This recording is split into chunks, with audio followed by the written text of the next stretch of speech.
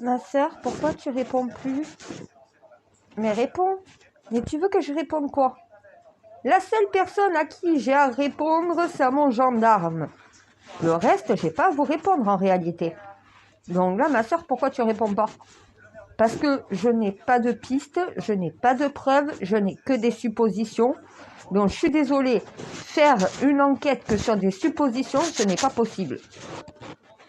À un moment donné, si Dieu m'a dit, dis à ton gendarme, enfin il m'a dit, dis un numéro avec son numéro associé, c'est plutôt la réalité.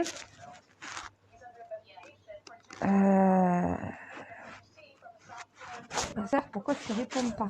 Comment vous faire expliquer? Comment vous faire comprendre? Si je continue de m'acharner à essayer de trouver des preuves ou trouver une piste, je ne vais pas la trouver, je risque de m'en éloigner. Parce que justement, je suis plus consciente de ce que j'ai devant les yeux. Parce que je suis trop impliquée. Il faut savoir prendre du recul pour être moins impliquée, obéir moins à tes émotions et avoir un peu plus de lucidité et des idées claires. Qu'est-ce que vous voulez que je fasse de plus qu'Anacrim à l'heure actuelle? Laissez faire. Mais non, laissez faire. Laissez faire. Moi, je me dis, la dernière fois, 3 mois après, révélation. Eh ben oui, avec l'affaire Pial, la révélation ne m'est pas venue dans les 3-4 jours de la disparition. Ça m'est venu 3 mois plus tard. Parce que justement, j'ai su prendre ce recul que là, je ne suis pas capable de prendre à l'heure actuelle. Donc du coup, ma sœur, pourquoi tu ne réponds pas? Parce que je ne peux rien vous répondre. À un moment donné, je vous ai dit, il est mort. Voiture rouge, de l'eau, le numéro 2. J'ai rien d'autre. Rien. À un moment donné, comme ça, rien, tu peux pas... il y en a qui vont se dire, oui, mais c'est la créatrice. J'ai pas le droit de créer comme ça, en claquant des doigts, ce que je veux, comme je veux. Voilà, sans aucune raison, sans aucun code. J'ai rien. J'ai rien. La police a rien. La gendarmerie a rien. Quand ni les forces de l'ordre, ni la justice, ni moi, on a quelque chose, à un moment donné, il faut quelqu'un pour trouver des pistes. L'intelligence artificielle va le faire à notre place. Mais il faut quand même que les enquêteurs rentrent toutes les données. Ça ne se fait pas par magie, hein. Eh ben oui, il va falloir qu'ils les rentrent manuellement, les données. Donc ça veut dire qu'il y a des heures et des heures et des heures. Donc voilà, ils ont déjà commencé, hein. Eh ben oui. À un moment donné, je ne sais pas dans quel monde vous vivez, mais quand on n'arrive pas à trouver de pistes, on ne va pas en créer pour faire plaisir aux gens. Donc là, moi, je laisse l'intelligence artificielle faire ce que mon intelligence n'est pas capable de faire. Parce que je n'ai pas suffisamment de recul et parce que je suis trop impliquée émotionnellement. L'intelligence artificielle n'a pas d'émotion. Elle ne peut pas, justement, agir comme ça. Et elle n'interprète pas. Elle réunit. Voilà. Il y en a qui disent, mais Anacrim, ça fait quoi? Alors, selon ce que m'a expliqué Dieu, ça fait des associations. Et les associations, quand elles se rejoignent, elles peuvent créer un faisceau de preuves. Ce n'est pas une preuve grave et concordante dans une affaire. C'est un faisceau de preuves. C'est une piste. Anacrim, frère, redescend sur terre. Anacrim va pas nous sortir le nom du criminel. Les enquêteurs vont devoir le chercher par lui-même avec ce qu'Anacrim va devoir donner. Exactement comme moi je fais. En clair, Anacrim et moi, c'est la même chose. Humain, machine. Quand l'humain n'est plus capable, la machine peut le remplacer. Ça sert à ça, l'intelligence artificielle. Et je me casse le cul depuis 6 ans maintenant à vous faire comprendre l'intelligence artificielle quand il faut s'en servir. Là, c'est le bon moment. Les enquêteurs ne trouvent rien. Moi, je n'ai rien d'autre que ce que je vous ai donné. Ça ne suffit pas à savoir ce qui s'est passé. Une voiture bleue. Écoutez, une voiture bleue, un champ, le numéro 4, il est mort. Si, je peux vous faire n'importe quel indice, hein. Mais à un moment donné, avec ça, qu'est-ce que t'en fais? Tu peux changer le numéro, tu peux changer la couleur de la voiture à souhait. Anacrim, Moi, j'ai dit voiture rouge. S'il y a des personnes qui ont vu un couple en voiture rouge suspect, exemple, ça commence à faire une concordance. Voiture rouge, des témoins ont vu un couple dans une voiture rouge qui avait l'air suspect. Si encore une troisième personne a parlé d'une voiture rouge et voit la même voiture rouge, voit les mêmes deux personnes dans la voiture, moi, mon indice voiture rouge, plus les deux témoins qui auraient vu une voiture rouge avec deux suspects dedans, Anacrim va dire il y a quelque chose. Il faut enquêter de ce côté puisqu'il y a une concordance. Oui, on pourrait le faire. Mais si on aurait déjà un faisceau de preuves, si on aurait au moins une piste, on se sert d'Anacrim pour avoir une piste, pas pour trouver un coupable. Le coupable, ça va être mon gendarme qui va devoir le trouver. Et il y en a qui me disent, mais Dieu c'est tout, pourquoi il ne te dit pas tout? Je vous croyez que c'est aussi facile que ça? Je vais devoir trouver par moi-même, les gendarmes vont devoir trouver par nous-mêmes. Voilà, à un moment donné, on nous met sur des pistes. On me donne des indices. Je ne peux pas faire mieux. Voilà, moi j'ai des indices. Un indice ne fait pas une preuve. Un indice, c'est une direction. Sauf que quand tu as des indices, mais que tu ne peux pas les étayer, tu ne peux pas les comprendre ni les expliquer, tu n'arrives pas à les remettre dans leur contexte, Anacrim, lui, a la possibilité de le faire. C'est un ordinateur, c'est un programme. Il n'a pas de sentiment, il n'a pas d'émotion, il n'y va pas de supposition. Il fait des concordances. Homme de 40 ans, peau blanche, cheveux noirs, homme 40 ans, peau blanche, cheveux châtains. Châtain et noir, des fois, il n'y a pas grande différence. Il y en a qui n'ont pas les cheveux noirs. C'est un châtain foncé. Mais, homme, à peu près de même âge, même taille, même poids. Si tu as deux témoins qui ont vu quelqu'un comme ça, et que tu en as un troisième et un quatrième qui s'en rajoute, là, tu as un faisceau de preuves, tu as une piste. Mais il faut rentrer toutes les données dans Anacrim, et les enquêteurs vont devoir étudier tout ça après, donc voilà, pour savoir exactement sur quel chemin devoir se diriger. Moi, je ne peux pas les guider. Peut-être que j'aurai une relation, dans 3 mois, je vais dire c'est un voisin. Parce qu'au final, j'aurai peut-être l'indice voisin. Si je reçois l'indice voisin, ça veut dire que ça peut être qu'un voisin, pas forcément un voisin du hameau, que ça peut être un voisin aussi du village d'en bas. Quelqu'un qui est dans le secteur, un voisin, quelqu'un qui habite à proximité.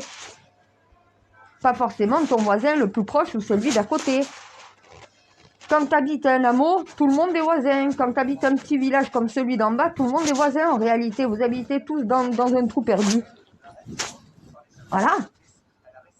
Si j'ai, exemple, l'indice oncle, on sait que c'est un des oncles de l'enfant. J'ai pas ça, j'ai pas cet indice-là qui pourrait justement me diriger, moi, sur une piste pour pouvoir diriger mes gendarmes. Tant que j'ai rien qui me vient, je ne vais pas. Non, non, non, des suppositions, tout le monde peut en faire. Mais une piste, quand on n'a pas, eh bien, il faut quelqu'un pour le trouver. À un moment donné, les gens, vous croyez quoi? Vous croyez que vous êtes plus qualifiés que des policiers? Que des gendarmes? Vous croyez que vous êtes plus qualifiés que la justice? Plus que Dieu et plus que moi? À un moment donné, si moi, si Dieu, si au final personne ne peut exactement vous dire, bon, il y en a un qui sait. Ça me paraît? Et c'est ça que je pense, hein.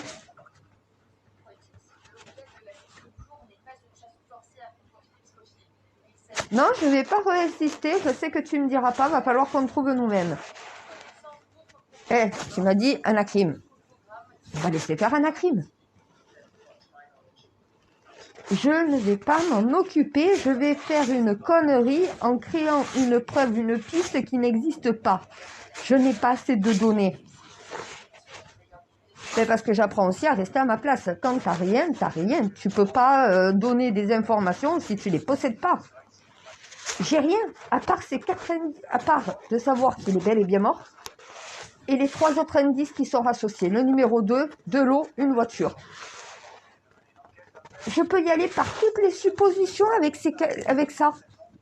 il est mort. Donc ça, de toute façon, c'est une certitude, je ne peux pas faire plus pour lui. Je ne peux pas retrouver ce petit, ça ne sert à rien que j'essaye de retrouver un kidnappeur. En cas qu'il a été kidnappé, de toute façon, il est mort. On ne peut pas le retrouver vivant, donc je ne peux pas sauver cet enfant. Je ne peux pas le sauver. On ne peut pas sauver tout le monde, je sais. Mais je ne peux pas sauver cet enfant parce qu'il n'est plus en vie. Mais je peux arriver à trouver la vérité, ce qui permettra de le retrouver à un moment donné. La vérité ne s'obtient pas par des suppositions. Mais parce que je sais très bien que je suis en train de faire quelque chose qu'il ne faut pas, moi. Je suis trop impliquée émotionnellement, ce qui déjà me perturbe. Plus en plus, je n'ai que des suppositions, je ne peux pas avoir une certitude avec des suppositions. Toutes les allégations que je pourrais faire seraient mensongères. Si tu n'as pas de certitude, quand tu as une certitude, tu as une certitude. C'est que, mon Dieu, je le localise au paradis à tes côtés. Oui, quand je dis à tes côtés, je sais ce que ça veut dire, oui. Là, il est dans ton monde, il n'est plus dans le mien. Son corps, oui, je le localise dans la région, son corps. La région, c'est très vaste. Mais il y a un corps sur terre et son âme au paradis. Je suis obligée d'accepter la vérité, cet enfant est mort. C'est une certitude. Sinon, non mais attends, son âme ne serait pas sur le registre du paradis si au final il était encore vivant. Non mais les morts ne reviennent pas à la vie comme ça, non. Donc je sais que je peux rien faire pour ce petit, pour lui sauver la vie, pour le retrouver vivant. Par contre, il va falloir le retrouver vivant comme mort. C'est ce que je dis depuis le départ, je suis la première à l'avoir dit. Vous n'abandonnez pas tant qu'on n'a pas retrouvé son corps, en vie ou non. Parce que tout le monde espérait retrouver un enfant perdu et que moi j'en étais sûre qu'on allait retrouver un enfant mort. Dès le départ. J'ai pas voulu écouter ça, mais parce que je suis trop impliquée émotionnellement. Je peux pas me faire à l'idée qu'on a fait du mal à un enfant de 2 ans et demi. Encore 6 ou 7 ans, il est beaucoup plus grand, mais 2 ans et demi, 2 ans et demi, comment tu peux?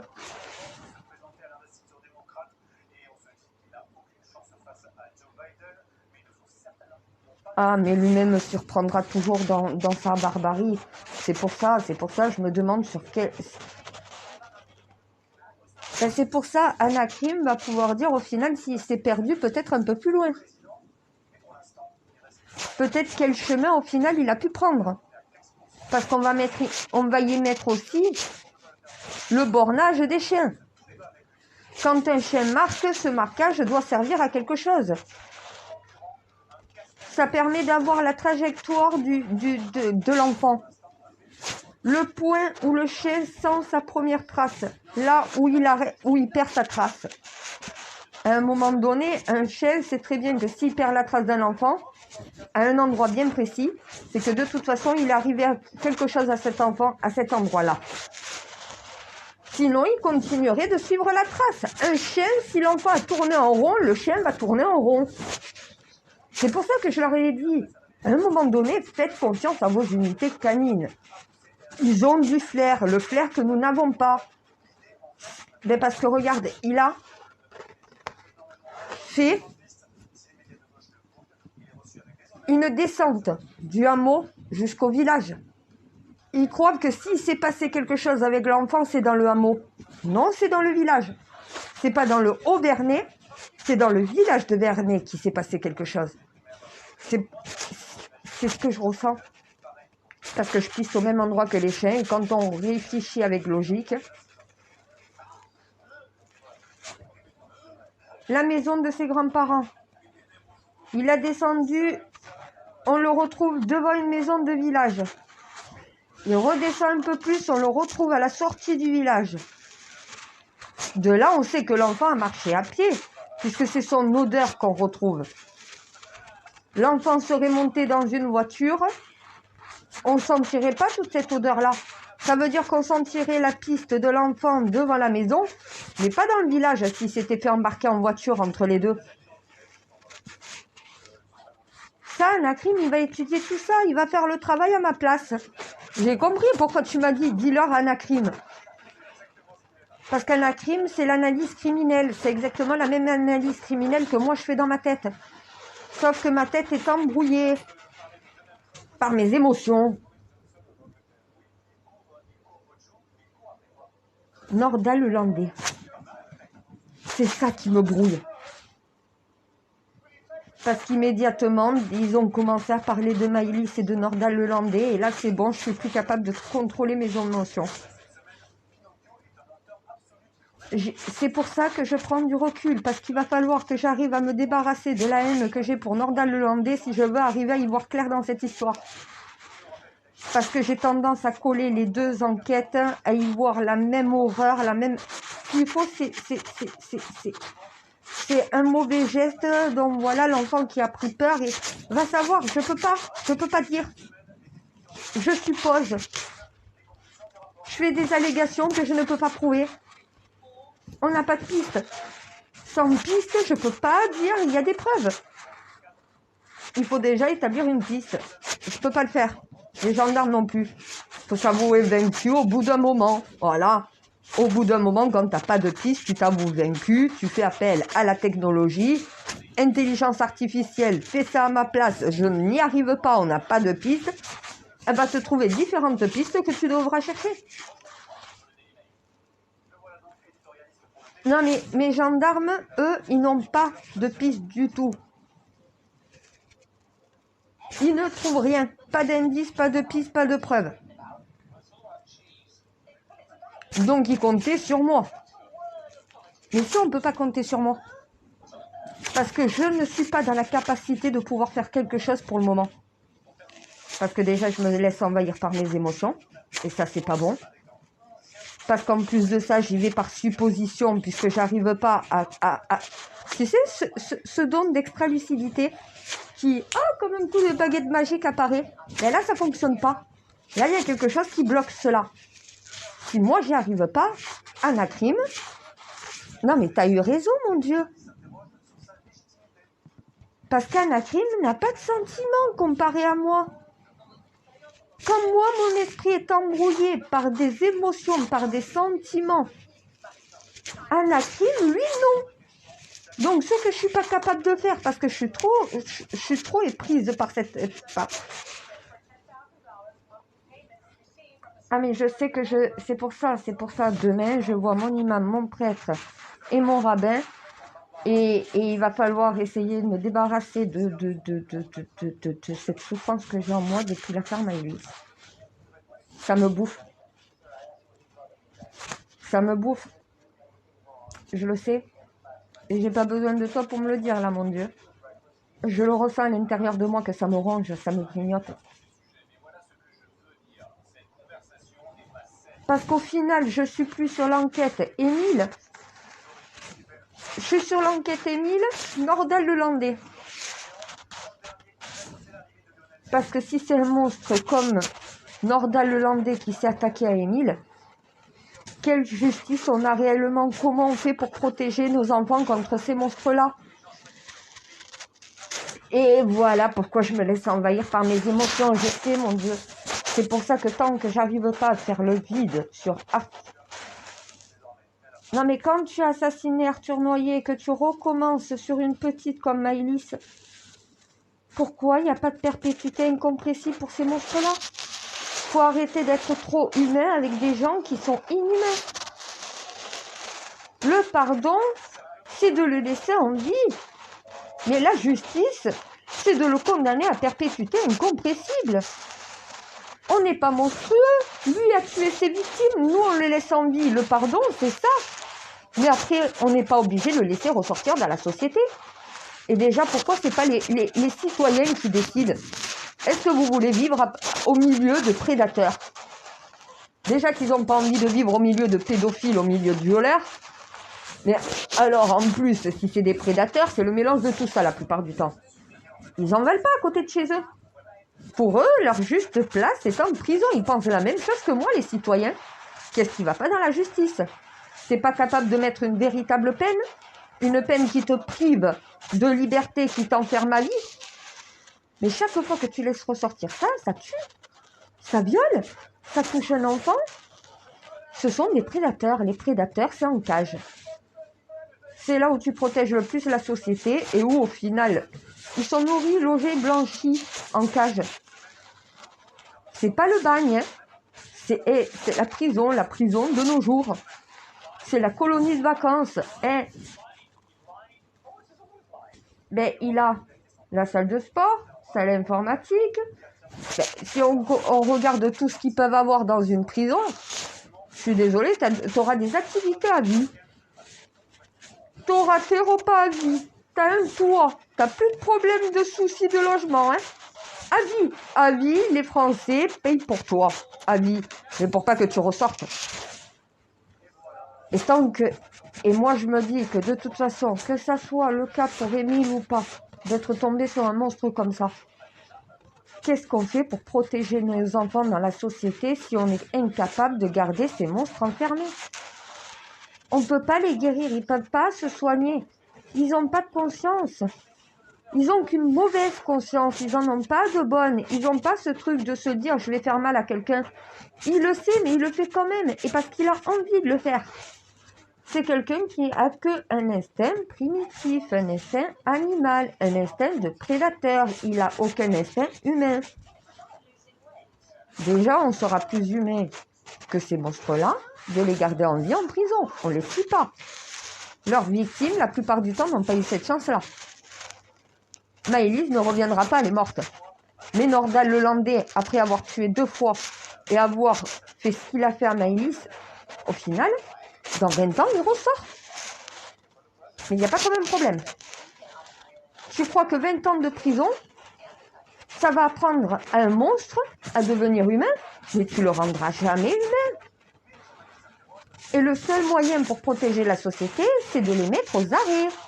Si tu veux arrêter un prédateur de chasser ses proies, de les violer, de les assassiner, mais dans ces cas-là, ne laisse pas ressortir ça. Garde-le enfermé, il n'y aura plus de proies, il n'y aura plus de victimes, à part ces co-détenus de cellules. Je suis désolée, un prédateur qui tue un autre prédateur, c'est la loi de la jungle. C'est la loi du plus fort. Quel est le lion dominant? Voilà, ça sera leur problème. Qui s'entretuent entre eux, c'est plus le mien. Mais qu'ils ne viennent pas tuer quelqu'un dans la société. Ils n'ont pas le droit d'y accéder. La société est interdite pour eux. Et c'est ça qui protégera nos enfants contre ces gens-là. Tu ne peux pas protéger la société si tu laisses ressortir un prédateur de prison. C'est un prédateur. Il réagit comme tous les animaux. Il chasse sa proie. Il ne s'arrêtera jamais. C'est dans son instinct. C'est ce qu'on appelle des tueurs nés. C'est ceux qui ont un instinct animal de chasseur. Il y a la proie et il y a le prédateur. Avec Nordal Lelandais, tout le monde est une proie. Et on connaît le prédateur. Quand tu sais que tu n'as pas de profil type de tes victimes, tout le monde peut être une victime. Que ça soit la femme blanche de 45 ans comme le petit garçon noir de 2 ans et demi. Ce genre de... C'est pour ça que je connais la dangerosité de Nordal Lelandais. Et je crois que la justice n'est pas consciente de qui ils ont en réalité en prison. Et de ceux qui vont laisser ressortir à un moment donné. Non mais attends, ils ont été capables de mettre une perpétuité incompressible à Salah Abdeslam. Regarde ce qu'ils ont fait au final avec mon Corse. Colonna, il a tué un être humain dans un commando et tout le reste. Il a pris la prison à vie puisqu'il est mort dedans. Entre Nordal Lelandais et Colonna, entre le meurtre, au final, d'un élu politique pour une histoire politique, et entre un prédateur qui a tué 2 personnes. Merci, à un moment donné, Colonna avait plutôt sa place dehors, mais ça a été une vengeance de l'État, vouloir lui faire payer l'affront qu'il a commis. Tu as attaqué l'État, et ben on va te le faire payer, tu vas prendre prison à vie. Mais Colonna n'est pas un tueur. Il a les droits à une deuxième chance. Nordal-Lelandais, il a eu sa deuxième chance, il en a fait quoi? Il a tué Maëlys, merci, voilà. Pourquoi on a laissé une deuxième chance à cet homme?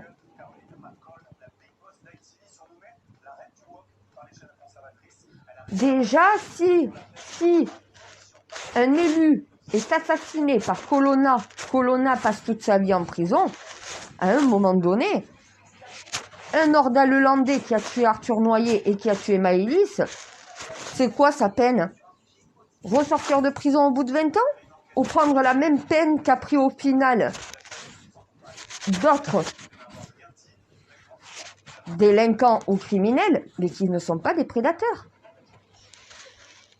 Entre un criminel et un prédateur, il y a une différence. Le criminel a tout de même une conscience. Le prédateur n'en a aucune.